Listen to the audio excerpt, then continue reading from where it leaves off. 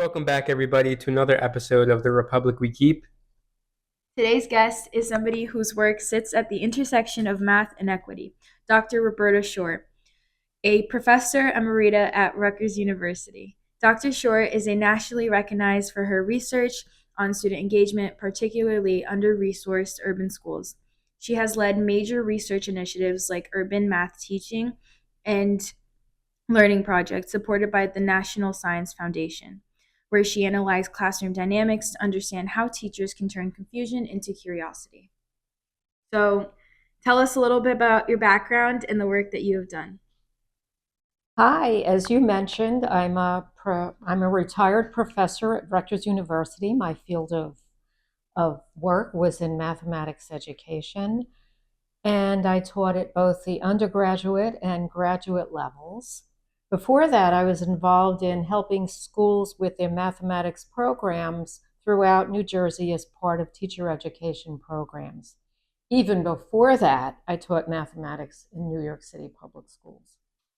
So, what drew you to the world of education research, and how did critical race theory intersect with your work? So, as a result of my many years working with students and teachers in schools throughout the state, I became interested in educational research in order to better understand how students come to acquire mathematical understanding and knowledge, how teachers help shape instructional experiences to enhance opportunities for students to develop important mathematical skills and abilities, and how policies and practices can influence the teaching and learning of math.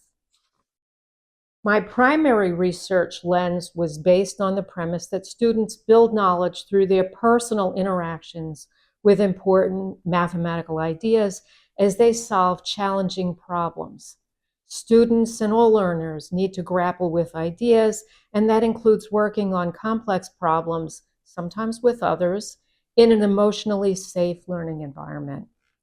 An emotionally safe learning environment is one in which students can take risks, share ideas, even if they may be incorrect, and not feel afraid of humiliation, embarrassment, or negative outcomes. And I know that teachers play a very important role in this process. So while I didn't personally use critical race theory as a theoretical lens, I knew of other colleagues who did, and I was interested in many of the concepts embedded in the theory. Because I worked in many urban classrooms for a long time, I and many of my fellow researchers found that some of the policies and practices that we saw could fit well within what we understood of the theory. So, can you talk a little bit about what specific aspects of the theory worked well with the research you were doing, particularly in urban schools? Sure. For example, students in lower income schools were often less likely to have access to advanced courses as opposed to their peers in more affluent districts. Students in different socioeconomic status schools were often treated differently, and the learning environments were often very different as well. And in fact, in one of our large scale studies involving state testing and math teaching, we found that math scores were often directly associated with the district in which the students lived. That is, higher income, higher scores. I think that was one of the most profound findings I came across when I was looking at your work. Was the idea that it wasn't the kids who are broken; it's a system that wasn't working for them. Yeah, I think that that's a really important point. And, just looking at some of the school structures themselves, when I went into certain school districts in New Jersey, but also throughout the country, I found that in the more affluent suburbs, the schools were beautiful. They had lots of beautiful facilities, they were kept well. And in one particular school that I went into in an urban community, there was literally bird droppings all over the staircase. There were broken toilets, there were broken facilities. It was just not conducive to learning. I wanted to get out of there as fast as I could. I can only imagine how the kids felt. What do you think the biggest factor was in influencing the kids' outcomes? Do you think it was teachers' biases? Do you think it was the actual physical learning environment, like you spoke about? I think it's a combination of many, many things, and that's what adds to the complexity. It's not one thing or another. We tried for literally decades to work with teachers to help them provide better environments for kids. But as one of my colleagues, Jean Anion, said, if you have a screen door on your kitchen, you're not preventing the air from the outside from getting in or the air on the inside from getting out. So it's a combination of factors that leads to the outcomes that we see. And some of the outcomes, some of the things we can control for, and some we simply can't. We can't have kids who have parents who read them books every single night. We're not controlling those things. But there are other things we can and must help teachers and students and parents and the community work with. So, in your own words, what is exactly critical race theory? I should mention also, as an addition, that some of my graduate PhD students chose to use critical race theory as part of their own research, especially the students that were involved in urban systems research. And that really drew me into better understanding what CRT was, because if I have students using it, then I ought to know what it is as well. So CRT is a graduate level academic framework that encompasses decades of research. It's been around for a long time, beginning in the 1970s and 80s, among legal scholars who were investigating why racial inequalities persisted despite the passage of many of the civil rights laws that we have. This academic framework examines how race and racism influence, impact, and shape legal systems, educational systems, social institutions, and other systems within the US. So, for example, CRT as a theory maintains that racism is not limited to individual prejudice, but it's often embedded within the systems, institutions of society, including laws, policies, and practices. The theory maintains that racism is such a part of everyday life that people, even those who don't intend to, can often unknowingly fuel racism. And what parts of your work did you see that racism deeply embedded, if at all? Like, did you see that play a part in the learning environment of the urban schools you were studying? Yeah, so for example, in one high SES school, socioeconomic school, when the kids lined up to come in, the teacher would shake the hand of every single child. The teacher would literally shake them just as a CEO might be expected to be treated if they were at a meeting, right? In some of the more working class schools, the kids just sort of were told to just walk into the classroom and sit down. In some of the urban schools, I would hear teachers say, okay, everybody, get in and sit down. Now, needless to say, this is not universal. Needless to say, this is not necessarily typical, but it's things I observed. And so you can see that some kids are being trained to be CEOs, some kids are being trained to be middle management, and some kids are being trained for what other jobs there are. And I'm not saying that there's any reason to evaluate the quality of those jobs. I'm just saying that we have a tacit expectation that's being conveyed through the way in which the kids are greeted at the very outset of the day. And you think critical race theory does an effective job at combating those potentially embedded racist norms? So a theory can't do anything in Mm. and of itself. It's just a theoretical lens with which we view data, with which we view the things that we may be observing. It's an explanatory system. It's not intended to do itself anything. It can't. Theories don't do that. They just explain things, or they help us to say what we're seeing seems to be aligned with what this is saying. Before we go more into CRT, I'd like to delve more into the backgrounds of critical race theory, especially that you were working in a time when it was becoming increasingly relevant. So the person often credited with coining the term is Kimberly Crenshaw. There were others as well, so I don't want to just limit it to her, but she's often the name associated with it. She was a law professor at the UCLA School of Law back in the 70s and, well, she studied there back in the 70s and 80s in Columbia Law School. It became a household item when, shortly after the killing of George Floyd, a conservative scholar named Christopher Rufo at the Manhattan Institute was on the Tucker Carlson show and told him about, as he called it, the cult of indoctrination of critical race theory. It caught fire after that. Since then, the term has become much more commonplace, and it's often used in ways that don't really fit the intended academic definition. People who study CRT or use it as a framework for analysis even themselves disagree on some of the finer points. I should mention that any theory or framework is often used by researchers to make explicit how it is they're viewing data, how it is they're analyzing what they see. Theories themselves are just ways for us to say, okay, I've got this data, I've got this information. How am I going to go about parsing it and making sense of it? So, what do you think is the biggest misconception that you've encountered about CRT, especially in the current public debate? So, CRT, as you've just pointed out, is the subject of much debate and controversy. Critics argue that it promotes division between racial groups, undermines principles of equality, and leads to discriminatory practices. Again, CRT is a theory.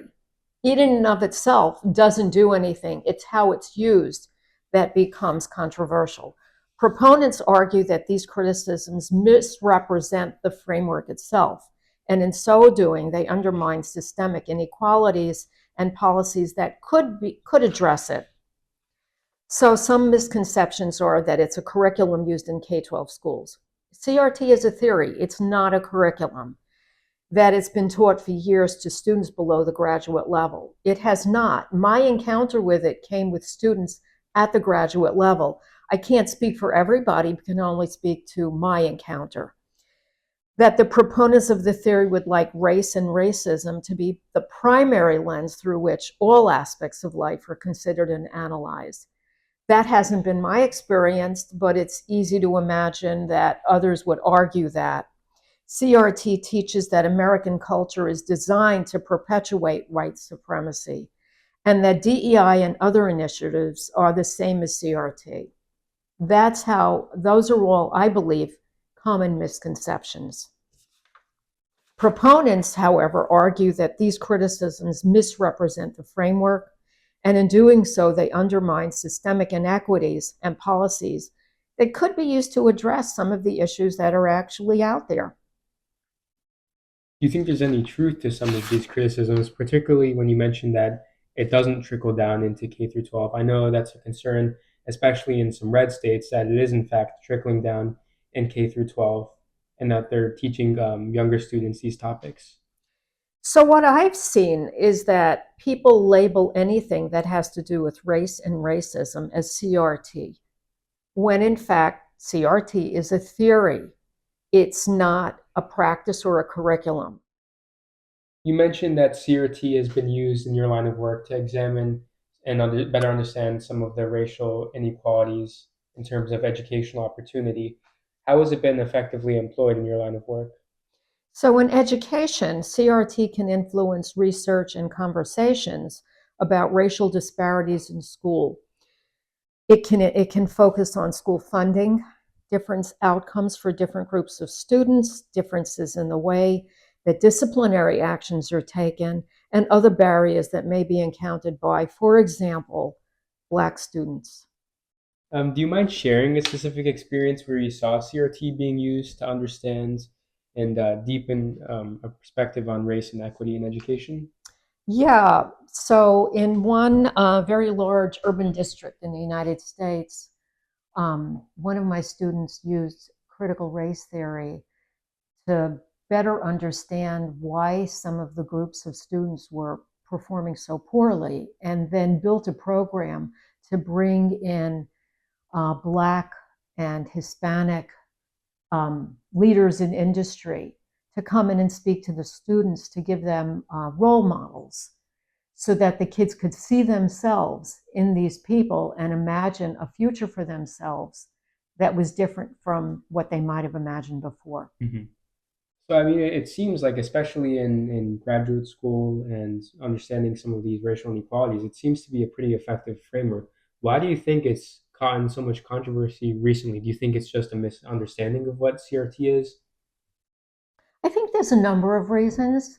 I think that people talk about it as a catchphrase for a lot of the things that it is and that it isn't.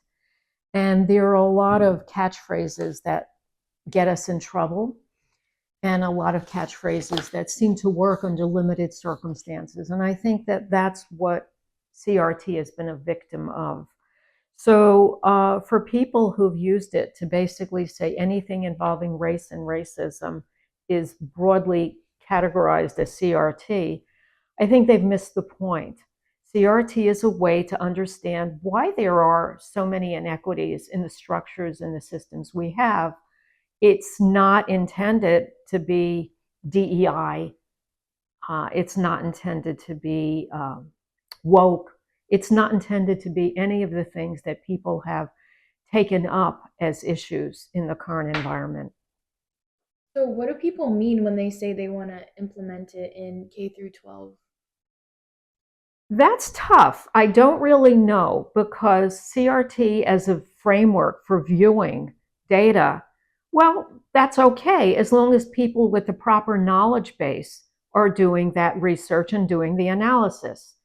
When people say that, I think, as this graduate student of mine did, they're trying to think about, well, what kinds of programs could we implement that could change the dynamic, not in a way that disadvantages one group over another, but rather increases advantages for everybody so that all students can do better and that all students feel empowered.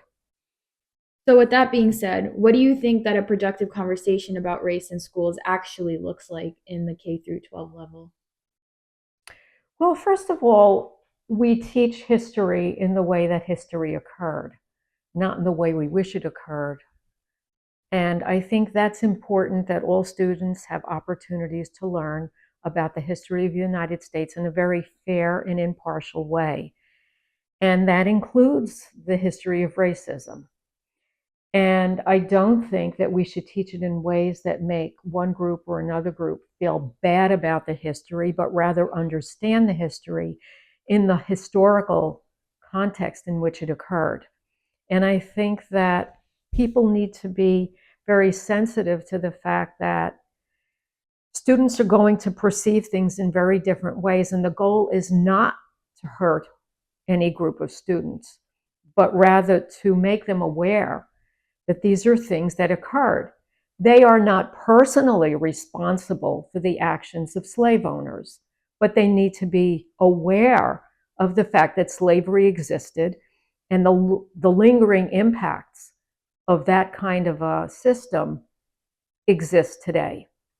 Do you think it needs to be taught to prevent something like that, let's say, from happening again, or to, I guess, progress in terms of racial equality? I mean, why do you think it? What's the purpose of it besides teaching history as it is? Well, we learn, as the saying goes, if we don't learn from our mistakes, we're condemned to repeat them. And I think it's very important for us to learn about our history in genuine ways. And I think that we shouldn't look at our history in black and white terms. And I mean that, dichotomous terms. Do you think that teaching about past racial inequalities has an impact on the way students view themselves and consequently the way that they learn? So I think that everything has to do with the ways in which students are taught, the materials they use. If it's taught well, it empowers kids. It doesn't disadvantage them. It helps them to understand their role in society, their responsibility in society. And that all has to do with the ways in which it's taught and the classroom environment in which it's taught. It needs to be emotionally safe. Can you give me an example of what you mean by emotionally safe? Like, how can teachers foster an environment that's beneficial to students and empowers them? So I could primarily give you an example of this in Yeah. the mathematics classrooms in which I work. So in some classrooms, teachers give kids a problem, and they basically say, "Okay, who has the right answer?" Well, sometimes all kids need to share their responses, and sometimes wrong answers give us a lot more information that's productive than correct answers, especially if the ways in which the kids thought about it is revealed. Emotionally safe environments allow kids to talk about their ideas and not feel like they're going to be humiliated by other kids. Either other kids saying, "Oh, you got it wrong," or the teacher saying, "No, not you." Somebody want to correct him in a way that feels demeaning or humiliating. So, emotionally safe means that the learning environment feels safe for the teacher and feels safe for all of the kids so that they can share ideas with no fear of hurting each other, with the respect that's due each other. And their goal is to share ideas productively, not in a hurtful or embarrassing way. Yeah, I mean, I think that applies to also like humanities too. As somebody in humanities, I like spoke to other students that feel some sort of like hostile environment in the classroom, especially when they know that the teacher has a bias. Yeah, and that's tough because you can't really share or ask like the questions because you feel like the whole class is gonna like be against you. So yeah, that's definitely something that I understand and have also Yeah, I experienced. think that it somewhat connects to CRT being used and taken to the extreme in the way that some students don't feel comfortable with sharing some ideas that don't particularly align with some of these critical theories because they're being morally judged for it. I think that's like a big problem at in college Hmm. campuses, is like especially nowadays increasingly, is that I don't feel like it's like a very safe like political atmosphere to be able to share your opinions sometimes. I mean, I have had a few great professors that made it like an open dialogue and that they don't push their beliefs on you and instead let you kind of like see where it takes you. But yeah, definitely. And I think it applies to humans in general. We need to feel safe wherever we are, whatever we're doing, and we need to know that productive conversations can and should occur. The exchange of ideas is the only ways in which we're going to grow. We really need to respect each other's thinking, even if we don't, even if we disagree with it. We need to at least hear it through and seek to understand it. First of all, that strengthens our own ideas and it gives us the ability to change. And I think that humans in general are knowledge seeking people and we need to allow that, not shut it down. Yeah. I think it also like strengthens your opinions and beliefs is to have it challenged. Yeah, definitely. And I would like to hear more about how, I mean, we talked about how critical race theory has kind of been used and to push certain political agendas in terms of criticizing it and DEI and all of that stuff. How about it being taken to the extreme on college campuses and creating an environment where students don't feel comfortable sharing opinions that don't align with teachers' values? So I'm not sure that that's CRT. Mm. I think that on the college campus, especially now, I see a lot more of it than I used to, is that teachers, rather than teaching historical fact in certain classes and allowing open and free discussions, are embracing certain agendas, and those agendas may in fact not lead to productive conversations, especially for certain groups of students. I think that works to the detriment of everybody, particularly the students whose ideas and opinions are being disregarded or challenged in a very unhealthy way. I don't think it's productive. I don't think it's what we should be doing on college campuses. We talk about freedom of speech. Freedom of speech means truly freedom of speech based on knowledge and the free sharing of ideas. It shouldn't be based upon forcing my opinions on my students in any way, shape, or form. Why do you think that environment has been created on college campuses? I think there's a number of reasons for it. I think one of the main reasons is that everything is become an either or. Hmm. You're a colonizer or you're colonized. Well, you can't look at everything as you're a victim or you're victimized. When you have a dichotomous learning environment like that, like, are you the victim or are you the victimizer? Well, how can you then, if you feel that you're now the victimized, how do you respond? Well, what if you're the victimizer, according to your professor? How do you exist? I mean, how can you function in a classroom like that? It's not open and free conversation. It's basically my road or the high road, and I think that's a very unhealthy situation. So, what advice do you have for students, or really just anyone trying to better understand race systems and like the truth in America today, and having to also navigate with professors that do such? Well, I don't know that I can really give a lot of advice about truth as a concept, but I can say that we have to share very open and balanced and not dichotomous views.